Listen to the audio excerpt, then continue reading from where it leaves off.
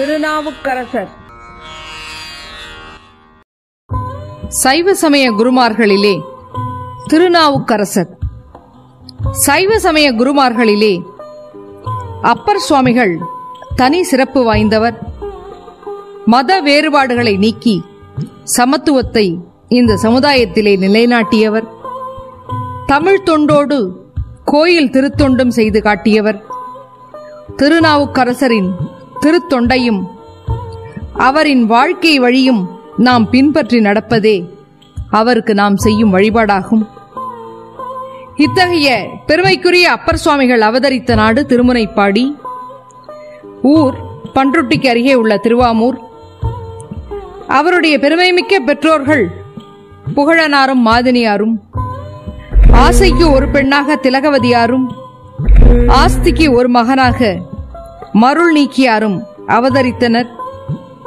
திலகவதியார் பிறந்து சில முறையாண்டு அகன்றதன் பின் மலரும் மருள் நீக்கியார் அவதாரம் செய்தார். ஆக காலம் உருண்டோடுகிறது. பருவமடைகிறார் திலகவதியார். பருவமடைந்த பாவை திலகவதியாருக்கு மனம் பேசி முடிவு செய்கின்றனர். மனம் பேசி மணவாளனும் நல்ல நாட்டுப்பற்றும் வீரமும் மிக்க கலிப்பகையார். வட நாட்டிலே போர் மூழ்கிறது. போருக்கு செல்ல வேண்டிய கட்டாயத்திலே கலிப்பகையார் இருக்கிறார். சில காலம் சென்று அந்த போரிலே வீர மரணமும் அடைகிறார். இதற்கிடையே பெற்றோரை இழந்து விடுகிறார் திலகவதியார். தமிழ்நாட்டின் மரபையும் கற்பின் உறுதியையும் காக்க வேண்டி உயிர்விட துணிகிறார். மருள் நீக்கியாரோ தமக்கையின் இந்த செயலை கேட்டு வருந்துகிறார். தாய் தந்தை போல் உள்ள நீங்கள் இறக்கும் முன் நான் இறப்பேன் என்று கதறுகிறார். இதனை அறிந்து திலகவதியார் தம்பியார் உளராக வேண்டும் என்ற எண்ணத்தினால் மார்பிலே மங்கள நான் தாங்காமலே கைமை கோலம் பூண்டு மற்ற எல்லா உயிர்களுக்கும் அருள் தாங்கினார். இருவரும் சேர்ந்து தான தர்மங்கள் செய்தனர். குளம் தோண்டி வளம் பெருக்கினர். இவர்களது அறச்சாலைகளால் இவர்கள் பிறந்த குறுக்கையர் குடி வேளாண்மை குடியே சிறப்பு பெற்றது. காவளர்த்தும் குளந்தொட்டும் கடப்பாடு வழுவாமல் வாழ்கின்றனர். ஆக பெற்றோர்கள் இல்லை, உறவினரின் கட்டுப்பாடு இல்லை. அப்படி இருந்தும் ஒரு தவறான வழியிலே செல்லாமல் நல்ல நல்ல தர்மங்களை செய்து இருவரும் வாழ்ந்து வருகின்றனர். சமண சமயத்தை கண்டு இளமை துடிப்பிலே விளக்கிலே விழும் விட்டில் பூச்சியாக சமணத்திலே சேர்கிறார். சைவம் துறந்து சமணம் சாருகிறார். அந்த சமண பள்ளியிலே சேர்கிறார். அந்த பள்ளியிலே முதன்மை ஸ்தானம் பெறுகிறார். தர்மசேனர் என்ற பட்டம் பெறுகிறார். சமணர்களோ இவருக்கு பல்லக்கு போன்ற பல வசதிகளுடன் அவரை ஒரு சமண குருவாகவே மாற்றிவிடுகின்றனர். இதனை அறிந்த தமக்கையாரோ அனலில் விழுந்த புழு போல துடிக்கிறார். ஏன் தன்னுடைய தம்பி சமணம் சார்ந்தார்? தொடர்ந்து ஏற்பட்ட இறப்புகளா? ஆக செல்வத்தால் மன அமைதி கிடைக்கவில்லையா? ஆக தனிமையா? என்னவென்று தெரியவில்லையே என்று மனம் புழுங்குகிறார். எல்லாவற்றையுமே திருவதிகை பெருமானிடம் விடுகிறார். பூத்தொண்டு செய்கிறார். தன் தம்பியை மீண்டும் சைவ சமயத்திற்கு அழைக்க மாட்டாயா என்று அழுது வேண்டி நிற்கிறார். பூ கை கொண்டு பொன்னடி போற்றிய இவர் கனவிலே உன் மனக்கவலை ஒழி. முன்னமே உன் தம்பி செய்த சிறு பிழை ஒன்று உண்டு. முன் ஜென்மத்தில் வாகிச முனிவராக பிறந்து கைலையிலே ராவணன் சாமவேதம் பாடச் சொல்லி சிவபெருமானின் சீற்றத்தில் இருந்து விடுபட செய்தது அவர் குற்றம். நல்லவராக இருந்தாலும் ஒரு தீயவனுக்கு துணை போன குற்றத்தால் அவனுக்கு நான் சூலை கொடுத்து ஆட்கொள்ளுகிறேன் என்று திலகவதியாருக்கு ஆறுதல் கூறுகிறார். அதன்படி ஒரு நாளிலே தாங்க முடியாத வயிற்று வலியால் தவிக்கிறார். தர்மசேனருக்கு சமண மருத்துவம் கையாளப்படுகிறது. அந்த மந்திரங்களோ மருந்துகளோ அவருக்கு மாற்றத்தை கொடுக்கவில்லை. தமக்கையிடம் தூது விடுகிறார். பயனேதுமே இல்லை. ஆக ஒரு இரவிலே சமண உடைகளையெல்லாம் தவிர்த்துவிட்டு தமக்கையிடம் ஓடோடி வந்து காலிலே விழுகிறார். தாய் உள்ளம் கொண்ட தமக்கையாரோ தம்பியை அன்புடன் நோக்கி வீரட்டாதீஸ்வரர் சன்னதியிலே கொண்டு வந்து நிறுத்துகிறார். திருநீறு பூசுகிறார். 5 எழுத்தை ஓதுகிறார். அப்பொழுது கூற்றாயினவாறு பதிகம் பாடுகிறார். சூலை நீங்குகிறார். சூலப்படையான் திருவாக்கால் ஏழுலகும் போற்ற திருநாவுக்கரசு என்ற நாமத்துடன் விளங்குவாய் என அருள் செய்கிறார். கைமை கோலத்துடன் இருந்தாலும் சமய குருவாக இருக்கும் பேரு அந்த காலத்திலே பெண்களுக்கு இருந்தது. பெண் உரிமை அவருக்கு தரப்பட்டிருக்கிறது என்ற செய்தி இதன் மூலம் தெரிகிறது. தர்மசேனர் சமணம் நீங்குகிறார். திருநாவுக்கரசராக சைவத்துக்கு வருகிறார். மகேந்திர பல்லவன் சமணர்களின் கூற்றுப்படி அவரை அழைத்து வருமாறு சொல்லி தண்டிக்க தொடங்குகிறான். நாமார்க்கும் குடியல்லோம் என்று தொடங்கிய பதிகம் பாடுகிறார். நெஞ்சுறுதியோடு திருநாவுக்கரசர் மகேந்திர பல்லவனிடம் வருகிறார். முதல் தண்டனையாக அவரை நீற்றறை சுண்ணாம்பு காலவாயிலே இடுகின்றனர். 7 நாட்கள் பூட்டி வைக்கிறான். அந்த காலவாயின் தீக்கனலோ தாமரை குளம் போல குளிர்கிறது. 5 எழுத்தின் துணையால் எந்தவிதமான தீங்கும் இன்றி மிகவும் அழகாக வெளியே வருகிறார். அப்பொழுதுதான் மாசில் வீணையும் என்ற பதியத்தை அருளிச் செய்கிறார். மாசில் வீணையும் மாலை மதியமும் வீசு தெல்றலும் வீங்கிளவேனிலும் மூசு வண்டரை பொய்கையும் போன்றதே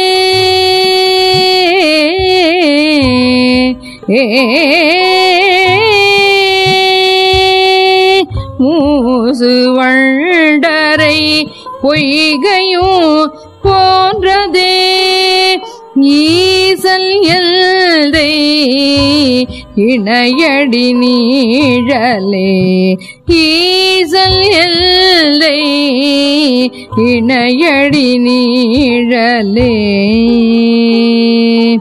நிழலே இணையடி நிழலே.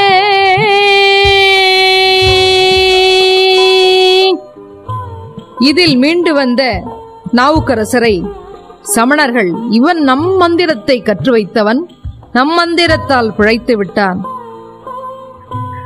இனி நஞ்சை பாலில் கலந்து கொடுங்கள் என்றனர். அந்த நஞ்சு கூட அமுதமாக மாறியது. இதிலும் வெற்றி கண்டார் என்பதை அறிந்து மனம் பொறுக்காமல் பட்டத்து யானையால் இடரச் செய்கின்றனர். அப்பொழுது சுண்ணவெண் சந்தனச் சாந்து என்று பாட யானையோ இவரை வலம் வந்து வணங்கிச் சென்றது. சுண்ணவெண் சந்தன சாந்தும் சுண்ணவெண் சந்தன சாந்தும் சுடர் திங்கள் சூளமணியும் சுடர் திங்கள் சூளமணியும் வண்ண உரிவை உடையும் வளரும் பவள நிறமும் அண்ணல்லரண்மூர நேரும் அகலம் வளாய அறவும் திண்ணல் கெடில பூனலும் உடையார் ஒருவர் தமர்நாம் உடையார் ஒருவர் தமர்நான் அஞ்சுவது யாதொன்றுமில்லை அஞ்ச வருவதுமில்லை அஞ்சுவது யாதொன்றுமில்லை அஞ்ச வருவதுமில்லை அஞ்சுவது யாதொன்றுமில்லை அஞ்ச வருவதுமில்லை.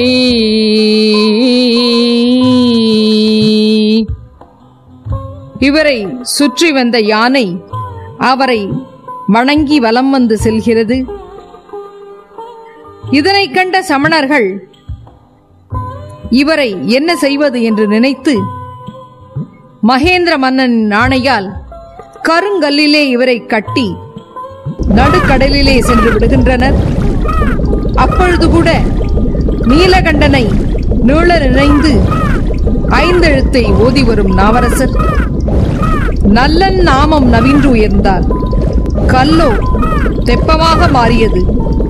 கடல் மேல் மிதந்து கரை சேர்ந்தது. கடலில் மிதந்து வரும்பொழுது சொற்றுணை வேதியன் என்று பாடி ஐந்தெழுத்தின் பெருமையை அகிலமெல்லாம் நிலைநாட்டினார். இத்தகைய அதிசயங்களை நேரிலே கண்ட மகேந்திர பல்லவன் சமணத்தை முழுவதுமாக வெறுத்து சமண பள்ளிகளெல்லாம் சிவ ஆலயமாக ஆக்கினார். இன்னும் குணதரீஸ்வரம் என்ற கோயில் திருவதிகைக்கு அருகே இருப்பதை போய் பார்க்க வேண்டும். தொண்டை நாட்டிலும் திருச்சியிலும் இம்மன்னன் பல சிவாலயங்கள் எழுப்பியதை இன்றும் நாம் காணலாம். சைவத்தை நிலைநாட்டிய அப்பர் பெருமான் தன் மேனியிலே ரிஷபக்குறியும் சூலக்குறியும் சிவபெருமானால் பெற வேண்டும் என்று எண்ணுகிறார். திருப்பெண்ணடம் வருகிறார்.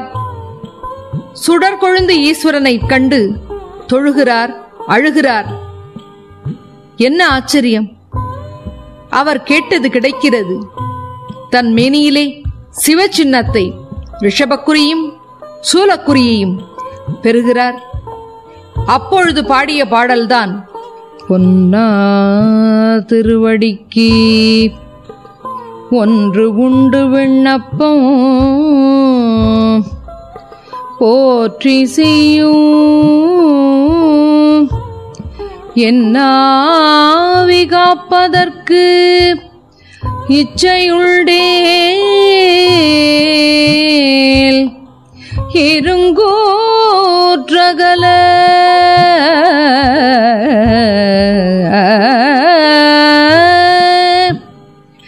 மின்னாறு மூவிலை சூலம் என்மேல் போரி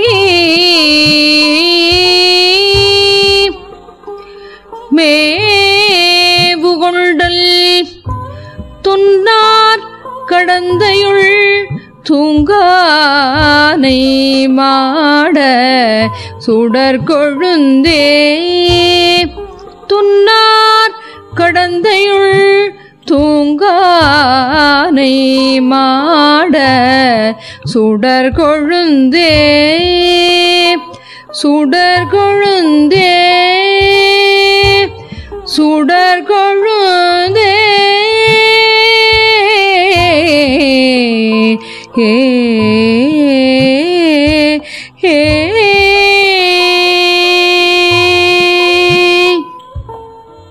திருச்சத்தி முற்றத்திலே உள்ள சிவகொழுந்து ஈசனிடம் கோவாய் முடுகி என்ற பாடலை பாடுகிறார். எனக்கு திருவடி தீட்சை தா என கேட்கிறார். இவருடைய பதிகத்தை இன்னொரு முறை கேட்க விரும்பி நல்லூருக்கு வா, உன்னுடைய நினைப்பதனை முடிக்கின்றோம் என்று கூறுகிறார். நல்லூருக்கு சென்று திருவடி தீட்சை பெறுகிறார். நனைந்தனைய திருவடியின் தலைமையில் வைத்தாய் நல்லூர் எம்பெருமானே என்ற திருத்தாண்டகத்தை பாடி சிறப்பிக்கின்றார். இதனை சேக்கிழார் பெருமான் நன்மை பெருகு என்று வியந்து பாடுகிறார். நன்மை பெருகு அருள் நெறியே வந்தடைந்த நல்லூரில் மன்னு திருத்தொண்டனார் வணங்கி மகிழ்ந்து எழும்போதில் உன்னுடைய நினைப்பதனை முடிக்கின்றோம் என்று அவர் சென்னிமிசை பாதமலர் சூட்டினான் சிவபெருமான். பாதமலர் சூட்டினான், பாதமலர் சூட்டினான் சிவபெருமான்.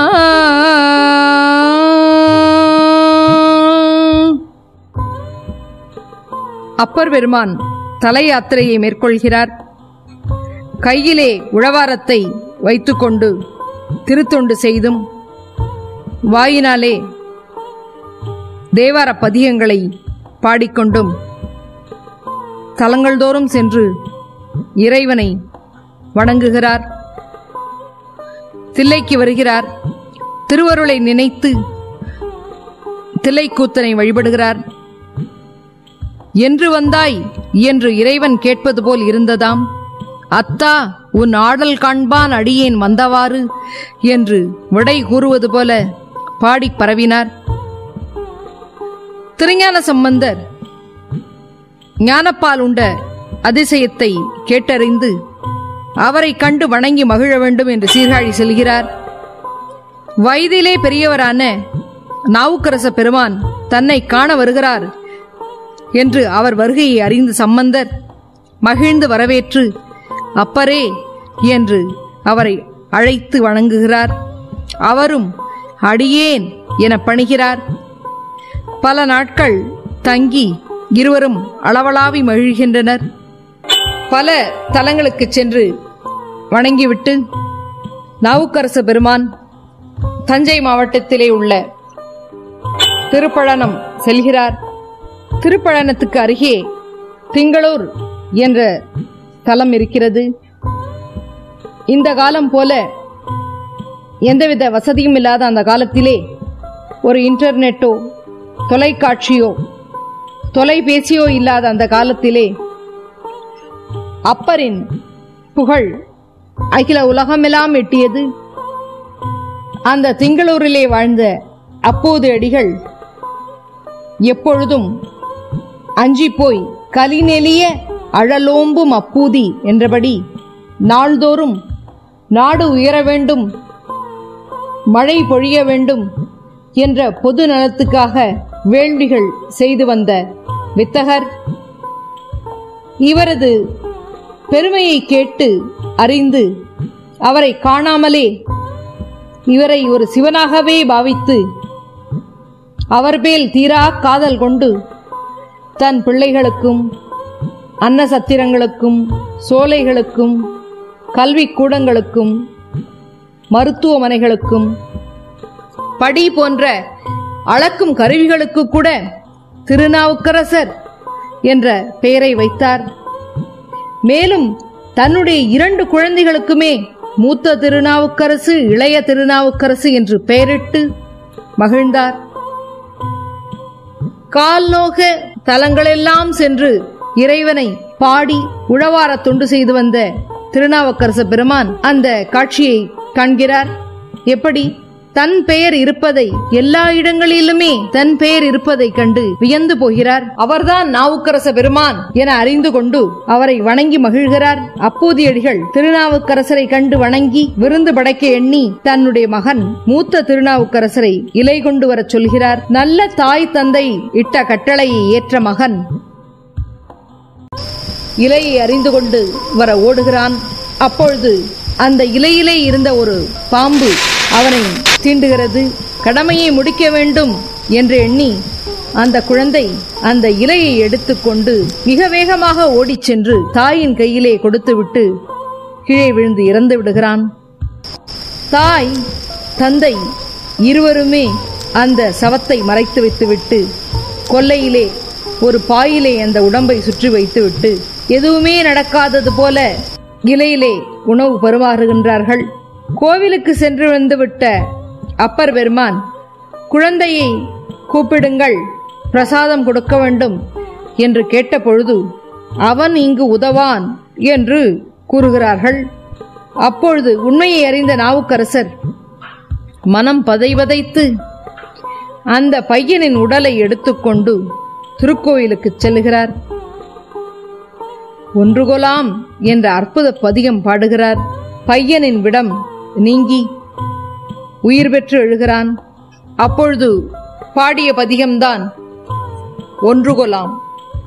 ஒன்று கொலாம் அவர் சிந்தையுயர் வரை, ஒன்று கொலாம் உயரும் மதி சூடுவர், ஒன்று கொலமிடு வெண்டலை கையது, ஒன்று கொலாம் அவர் கூர்வது தானே, ஒன்று கொலாம் அவர் கூர்வது தானே, 10 கொலாம் அவர் பாம்பின் கண் பாம்பின் பல், 10 கொலாம் அவர் பாம்பின் கண் பாம்பின் பல், 10 கொலாம் எயிரும் நெறிந்துக்கன, 10 கொலாம் எயிரும் நெறிந்துக்கன, 10 கொலாம் அவன் காயப்பட்டான் தலை, 10 கொலாம் அவர் காயப்பட்டான் தலை, 10 கொலாம் அடியார் செய்கைதானே, 10 கொலாம் அடியார் செய்கைதானே, 10 கொலாம் அடியார் செய்கைதானே. இந்த நிகழ்ச்சிக்கு பிறகு அப்போதி அடிகளின் வீட்டிலே சில காலம் தங்கியிருந்துவிட்டு தன்னுடைய பயணத்தை தொடங்குகிறார்.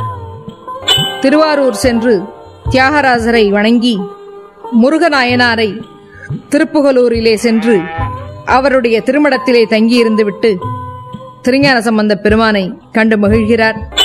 பின்பு திருவாரூர் திருவாதிரை விழா சிறப்பை கேட்டு மகிழ்ந்த சம்பந்தர் திருவாரூர் சென்று திருவாரூர் ஈசனை வழிபட்டு திரும்புகிறார். பின்பு இருவரும் பல ஸ்தலங்களுக்கு செல்கின்றனர். திருவீழிமலைக்கு செல்கின்றார்கள். அங்குள்ள மக்களோ பஞ்சத்தால் வாடுகின்றனர்.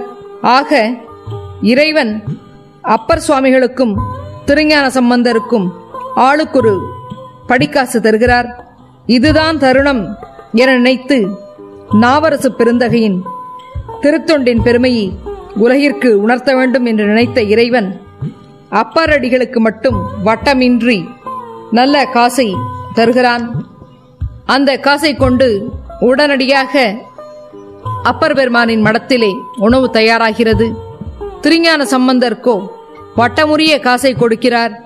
தன்னுடைய மடத்திலே உணவு கொடுப்பது தாமதமாகிறதே என்று அறிந்து ஞானசம்பந்த பெருமான் இறைவனிடம் முறையிட, என்னை தண்டிக்க வேண்டாம், இதன் மூலம் இந்த மக்கள்தான் பாதிக்கப்படுகிறார்கள், பஞ்சத்தால் அவர்கள் துயர் பெற வேண்டாம் என்று கேட்டு வட்டமில்லாத காசை, குறையில்லாத காசை பெறுகிறார்.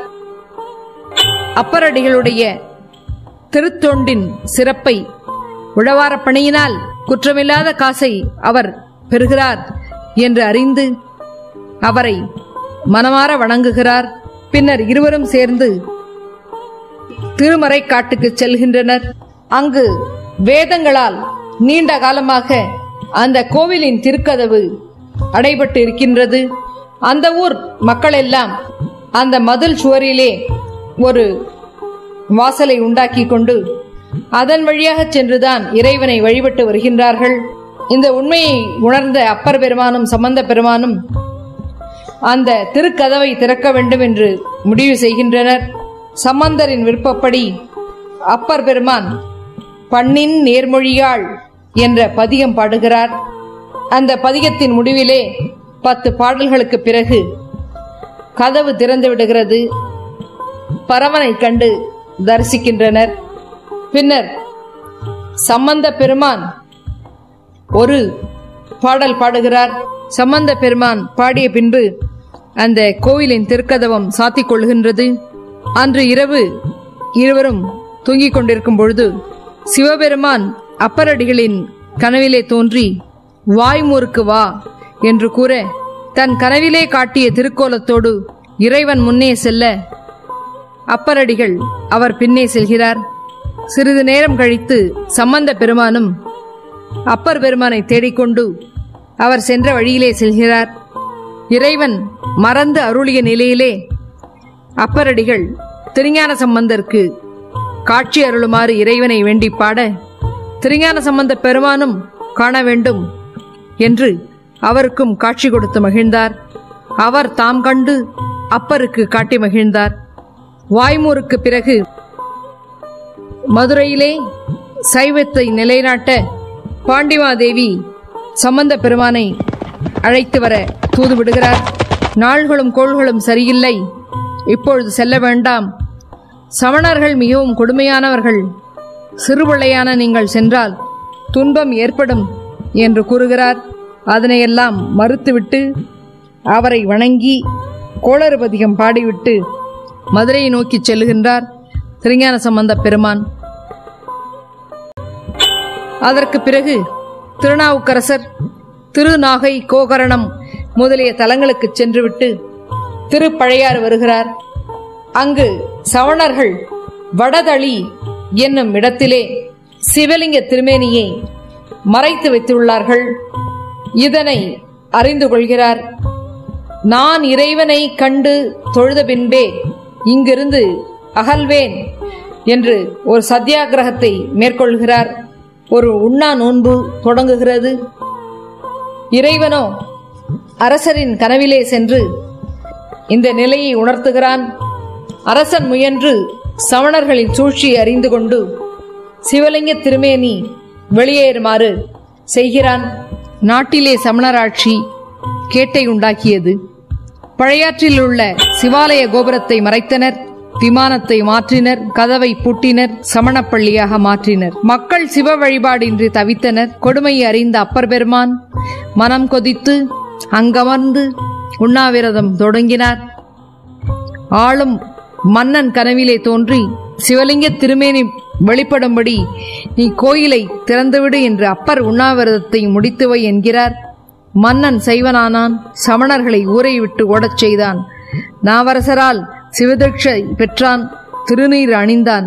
சமண பள்ளிகளை ஒழித்துவிட்டு அவற்றையெல்லாம் சிவாலயமாக மாற்றினான்.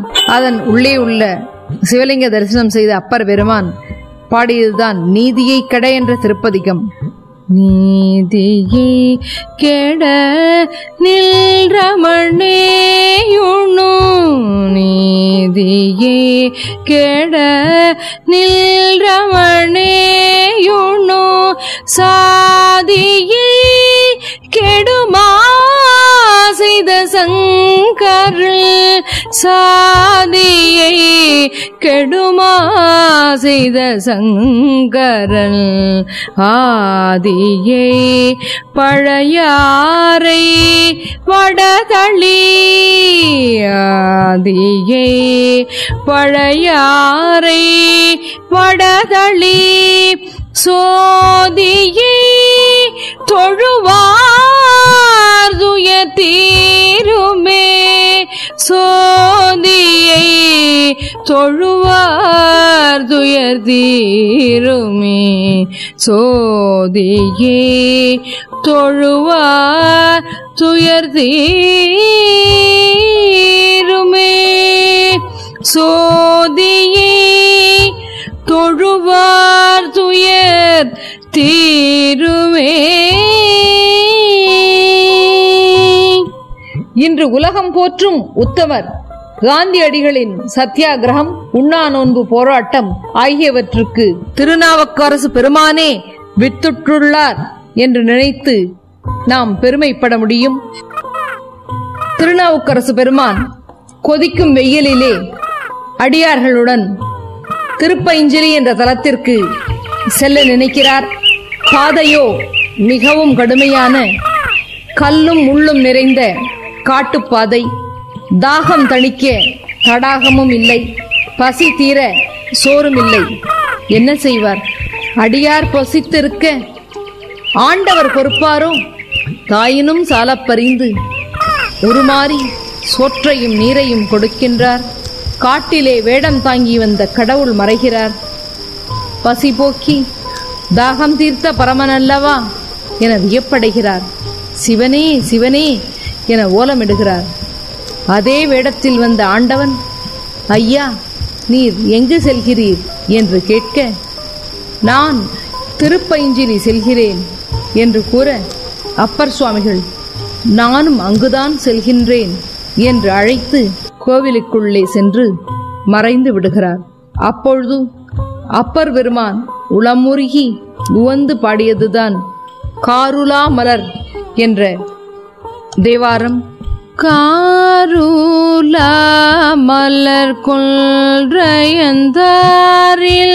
காருலா மலர் கொள்றையந்தாரில் வாருலா மூலை வாருலா மூலை மங்கையோர் பங்கில் வாருலா மூலை மங்கையோர் பங்கில்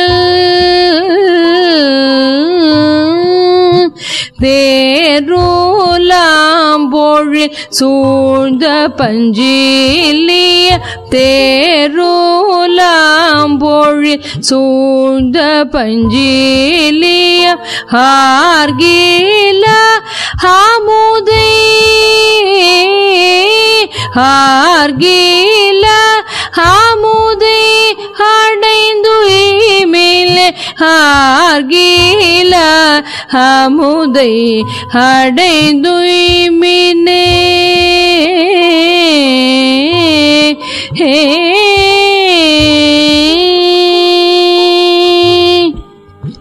திருவண்ணாமலை மற்றும் தொண்டை நாட்டு தலங்களை வணங்கி திருக்காளகத்தியை வழிபட்டு அங்கிருந்து திருக்கயிலை செல்ல நினைக்கிறார்.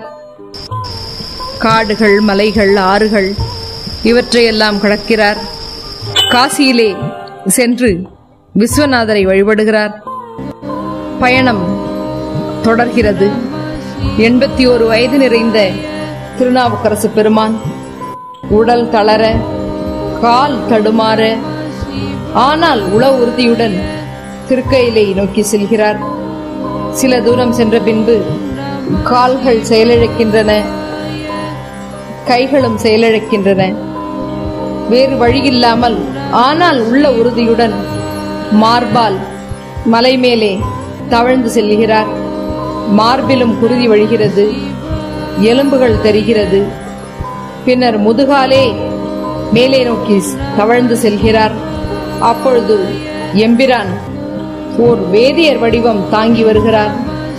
இங்கு எதற்கு வந்தீர் என்று அந்த வேதியர் கேட்க, கைலை நாதனை காண வந்தேன், வேறெதற்கு என்று கூறுகிறார். அனுமதியின்றி அவனை காண இயலாது, திரும்பி போம் என்று உறுதியுடன் வேதியர் கூற, ஆளும் நாயகன் கைலை கண்டல்லால் மாளும் இவ்வுடல் கொண்டு மீளேன் என்று மன உறுதியுடன் குறிப்பிடுகிறார். சிரித்த வேதியரோ, இந்த குளத்திலே மூழ்கி திருவையாற்றில் எழும், அங்கு கைலை காட்சியை காட்டுதும் என்று கூறி மறைந்தார். விண்ணிலே சிவபெருமான் காட்சி அளித்தார். அண்ணலே, என்னை ஆண்டு கொண்டு அருளிய அமுதே என்று போற்றினார். வேற்றாகி விண்ணாகி என்ற தாண்டகம் பாடினார். குளத்திலே மூழ்கினார். ஐயாரப்பன் குளத்திலே எழுந்தார். ஆஹா, திருக்கைலை காட்சியை கண்டு ரசிக்கிறார். அப்பொழுது பதியங்கள் பாடுகிறார். அண்ணலே என்ற தேவாரமும், வெற்றாகி விண்ணாகி என்ற பதியமும், மாதர் பிறை கண்ணியானை என்ற பதியமும், ஓசை ஒலியலாம் என்ற பதியமும் பாடுகிறார். ஆக இந்த சைவ சமய குரவர்கள் நால்வர்களுள் அப்பர் சுவாமிகள் ஒருவரை திருக்கைலைக்கு பாத யாத்திரையை சென்று முடித்து பெருமானை கண்டவர். இறைவன் அங்கு ஆண் பெண்ணாய் அவர் கண்டனெல்லாம் அம்மையப்பராகவே அவருக்கு காட்சி தெரிகிறது. பின்னர் பல தலங்களை வணங்கிவிட்டு திருப்பூந்துருத்தி வருகிறார். அண்ணலே என்னை ஆண்டு கொண்டருளிய அமுதே விண்ணிலே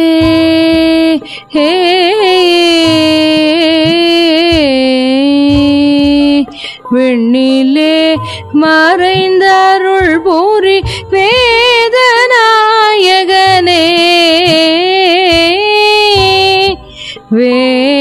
வேதநாயகனே கண்ணினால் திரு கைலையில் இருந்த நின் கோலம் கண்ணினால் சிறு கைலையில் இருந்த நின் கோலம் நன்னினான்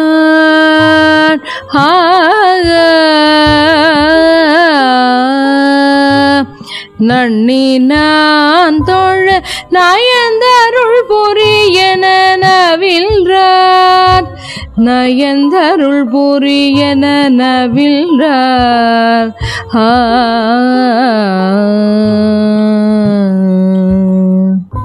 வேற்றாகி விண்ணாகி நின்றாய் போற்றி மீளாமே ஆளன்னை கொண்டாய் போற்றி ஊற்றாகி உள்ளே ஒளித்தாய் போற்றி போவாத சத்தத்து ஒலியே போற்றி ஆற்றாகி அங்கே அமர்ந்தாய் போற்றி ஆரங்கம் நாள் வேதமானாய் போற்றி காற்றாகி எங்கும் கலந்தாய் போற்றி காற்றாகி எங்கும் கலைந்தாய் போற்றி கைலை மலையானே போற்றி போற்றி கைலை மலையானே போற்றி போற்றி மாதர் பிறை கண்ணியானை மலையான் மகளோடு பாடி மாதர் பிறை கண்ணியானை மலையான் மகளோடு பாடி போதோடு நீர் சுமந்தேத்தி போதோடு நீர் சுமந்தேத்தி புகுவாரவர் பின் புகுவேன் யாதும் சுவடு படாமல் ஐயாரடைகின்ற போது காதல் மட பிடியோடும் காதல் மட பிடியோடும் களிறு வருவன கண்டேன் காதல் மட பிடியோடு களிறு வருவன கண்டேன் கண்டேன் அவர் திருப்பாதம் கண்டறியாதன கண்டேன் கண்டேன் அவர் திருப்பாதம் கண்டறியாதன கண்டேன் கண்டேன் அவர் திருப்பாதம் கண்டறியாதன கண்டேன்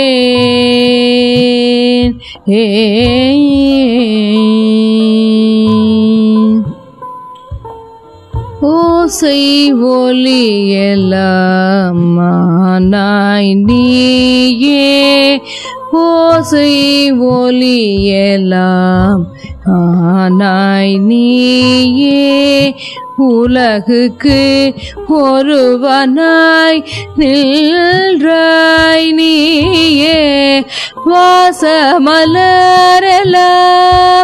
ஆனாய் நீயே வாசமலரெல்லாம் ஆனாய் நீயே மலையான் மருகனாய் நின்றாய் நீயே மலையான் மருகனாய் நின்றாய் நீயே பேச பெரிதும் இனியாய் நீயே பேச பெரிதும் இனியாய் நீயே பிரானாய் அடியென் மேல் வைத்தாய் நீயே தேச விளக்கெல்லாம்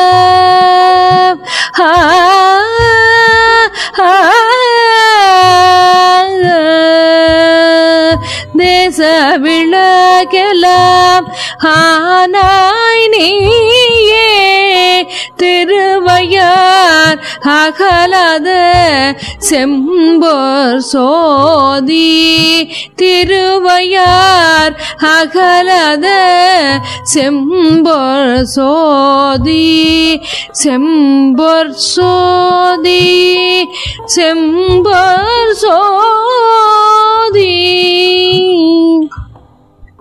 திருவையார் அகலாத செம்பொற் சோதி செம்பொற் சோதி செம்பொற் சோதி.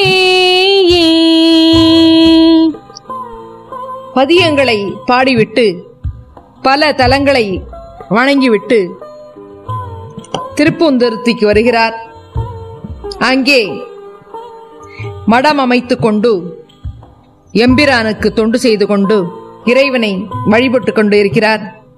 மதுரையிலே சமணத்தை வென்று சைவ சமயத்தை நிலைநாட்டிய திருஞான சம்பந்தர் அப்பரடிகளை காண வருகிறார். அதனை அறிந்து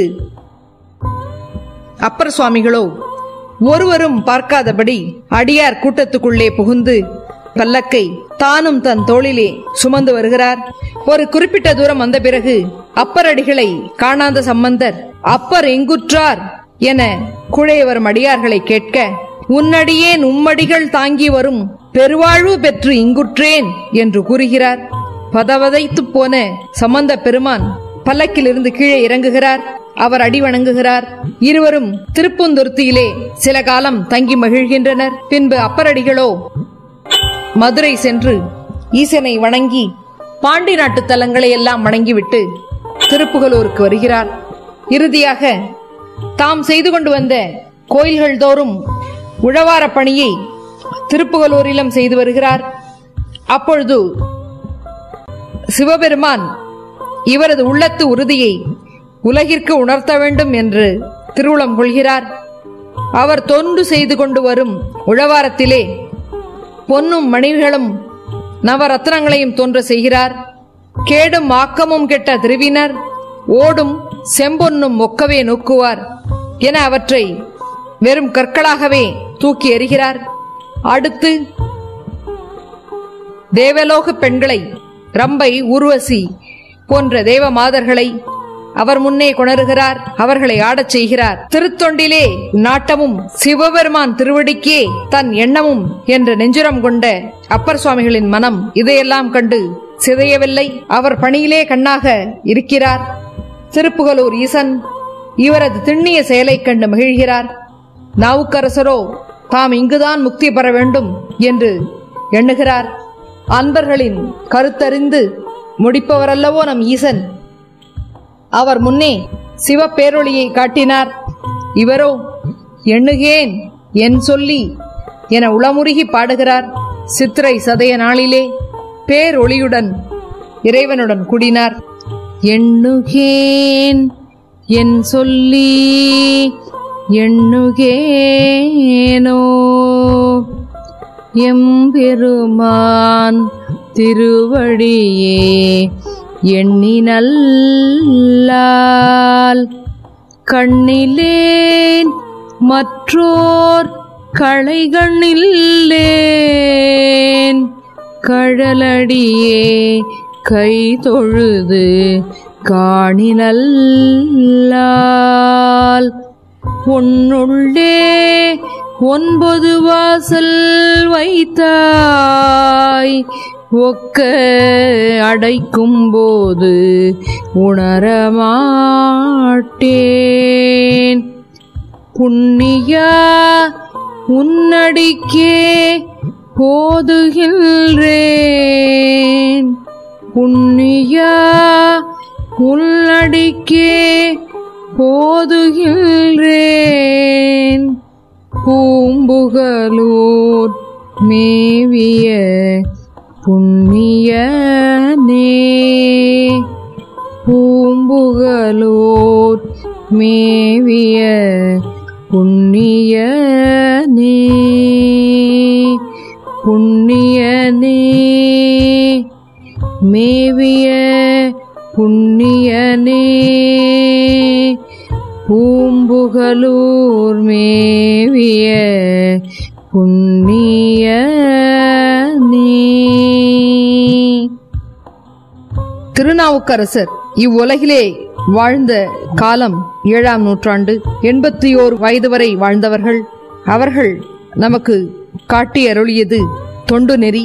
என் கடன் பணி செய்து கிடப்பதே என்று வாழ்ந்தவர்கள், உழவார தொண்டு புரிந்தவர்கள். இவரது திருப்பாடல்கள் நம்முடைய சைவ திருமுறைகள் 12 4, 5, 6 ஆக அமைந்துள்ளது. 4ஆம் திருமுறை திருநேரிசை, 5ஆம் திருமுறை திருக்குறுந்தொகை, 6ஆம் திருமுறை திருத்தாண்டகம். இந்த 3 திருமுறைகள் மட்டுமே தேவாரம் என்று சொல்லப்பெறுவது. பெருமான் பாடிய திருப்பதிகங்கள் 312. மொத்தம் கிட்டத்தட்ட 3064 திருப்பாடல்கள் இன்று நம்மிடையே உள்ளன. 81 வயது வரை இந்த மண்ணிலே வாழ்ந்து தன்னுடைய அனுபவங்களை நமக்கு பாடமாக தந்தவர்கள்தான் பெருமான். சைவ சமயத்தில் இருந்து சமண சமயத்துக்கு சென்று பிறகு நன்னெறி உணர்ந்து தன் தவற்றினை உணர்ந்து சைவம் சார்ந்து தன் தவற்றுக்காக தன்னையே வருத்தி கொண்டு தன் தவற்றை நினைந்து நினைந்து உருகி பாடிய தன்னிறக்க பாடல்கள் இவர் பாடல்களில் அதிகம் தெரிகிறது. அவர் தந்த தேவாரத்தை ஓதி அவர் கரத்திலே உள்ள உழவாரத்தை வணங்கி தேவாரம் மட்டும் பாடாமல் கோயில்களுக்கு திருத்தொண்டும் நாம் செய்ய வேண்டும். தொண்டு நெறி எங்கும் பெருக வேண்டும். அந்த திருநாவுக்கரசு பெருமானின் பாத கமலங்களை வணங்கி மகிழ்வோம். பண்ணின் நேர் மொழியாள் உமை பங்கரோ, பள்ளின் நேர் மொழியாள் உமை பங்கரோ, மண்ணினார் வலம் சீமறை காடரோ, கண்ணினாலுமை காண கதவினை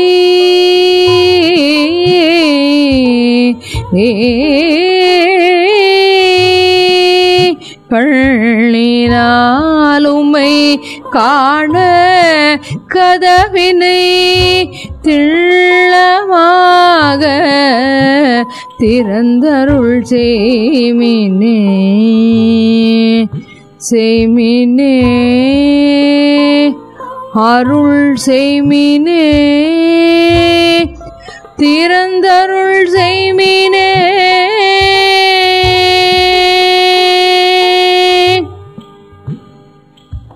திருநாவுக்கரசு நாயனார். அப்பர் நல்லூர் இறைவரால் திருவடி சூட்டப் பெறுதல். அருகே உள்ளதுதான் நல்லூர் திருக்கோயில். அம்மையப்பராகிய சிவபெருமான் தமது வல திருவடியினை திருநாவுக்கரசர் முடிமேல் சூட்டி அருளும் அந்த நிலையிலே நாவுக்கரசர் நனைந்தனைய திருவடினின் தலைமேல் வைத்தார். நல்லூர் எம்பெருமான் நல்லவாறே என்று உளம் குளிர்ந்து பாடி அந்த திருவடியை தலைமேற்கொண்டு போற்றும் முறையிலே திருநாவுக்கரசரின் திருவுருவம் இறைவனின் திருவடிக்கீழ் அமைந்திருத்தல் இச்சிற்பத்தில் நாம் மிக அழகாக நோக்கலாம்.